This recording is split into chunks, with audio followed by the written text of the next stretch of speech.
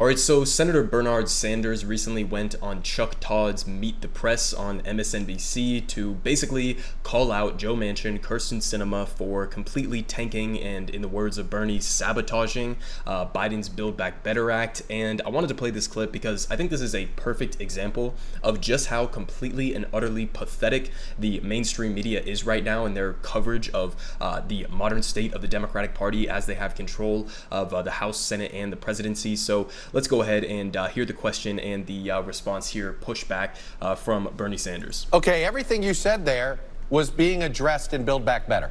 Okay, it wasn't as big as you wanted it. It was too big for some. But why do we have nothing? Right, that is the head scratcher here. Understand you don't have it all. Why is it zero? Why is there nothing? Well, it should not be a head scratcher. You got two members of the Senate, Senator Manchin and Senator Sinema, who have sabotaged what the president has been fighting for. That's a strong word, sabotage.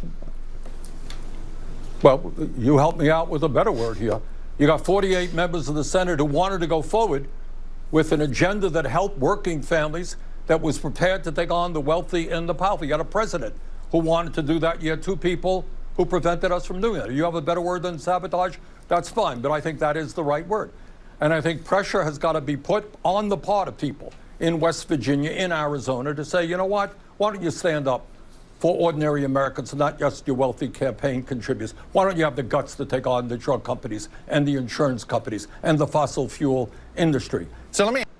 All right, so listen, short little clip there, and this video is probably going to be short, but I wanted to bring it because, listen, this is a guy, Chuck Todd, okay, who is probably one of the most embarrassing excuses for a journalist that I know of, at least in the mainstream media right now. And I mean, think about the phrasing that he's using here, right? Bernie Sanders points out that you had Joe Biden, okay, with his Build Back Better Act, and there are many, many criticisms that I've leveled at Joe Biden for his inability to confront the members of his own party that are very clearly tanking his agenda as he basically continues to do these bullshit behind back doors negotiations with completely corrupted senators who aren't acting in good faith. Biden clearly didn't do enough to try to pressure them to fall in line with his agenda, but regardless, Joe Biden, at least in theory, supported the entirety of even the original $3.5 trillion Build Back Better Act that was being pushed forward by Bernie Sanders. So Joe Biden supported that, Bernie supported that, the overwhelming majority of Democrats supported that bill, and you had a tiny minority of corporate Democrats like Joe Manchin and Kyrsten Sinema in the Senate, but also corporate ghouls within the House like Josh Gottenheimer, for example, who were basically thrashing this piece of legislation into a million pieces. And we all saw this unfold, okay? It wasn't like a mystery. It wasn't like up in the air. So for Chuck Todd to come out here and say that's strong language, to say that they sabotaged the legislation, what the fuck else would you say about it? I mean, you're a journalist, right? The whole point of having somebody like Chuck Todd on air, in theory, in a country that, you know, is a democracy or supposedly a democracy and that has a supposedly free press, the whole point of your job as a journalist is to hold the powerful accountable. But Chuck Todd doesn't see holding the powerful accountable as in, I need to go confront the corruption or the rot within the Democratic and the Republican parties. He sees confronting power as, I need to confront the radical lefties within the party like Bernie Sanders. So, you know, he wouldn't have this same energy if he was sitting here and interviewing somebody like Kyrsten Sinema or Joe Manchin. This energy is saved for when he's talking to people like Bernie Sanders, who are just literally pointing out the facts that the overwhelming majority of the country and the American people, Democrats, Republicans in some polls, even supported Build Back Better upwards of like 30 to 40%, and definitely an overwhelming majority of independents supported it. So you had a broad coalition of the American people combined with a coalition of the president, the overwhelming majority of Democrats, and even radical commie lefties like Bernie Sanders, who were all in line. And then you had a handful of outliers who were opposing all of these different pieces of legislation. And Chuck Todd's response to that is to try to say it's too strong of language to say that they sabotaged. What the fuck else would you use to describe that situation? I mean, again, we saw this entire process unfold, and you had guys like Joe Manchin who were coming out here and saying, no, we can't re-up the child tax credit, for example, because he thinks that mothers and families are going to use that money on drugs. Okay, he was literally using lines from like the fucking Reagan administration, okay, to push back against legislation that pulled literally millions and millions of children out of poverty. And then we saw that expire because of people like Joe Manchin, and then immediately we saw a massive spike in child poverty in the country. So you can also draw a direct through line with the decisions that were being made by these corrupt senators like Manchin and Sinema, and the types of donations that they are getting from corporate America. So if anything, I think in this clip, Bernie Sanders didn't even go hard enough because he could have pointed out the direct ties, for example, that Joe Manchin has to the fossil fuel industry. So I covered this in my video just a couple weeks ago with that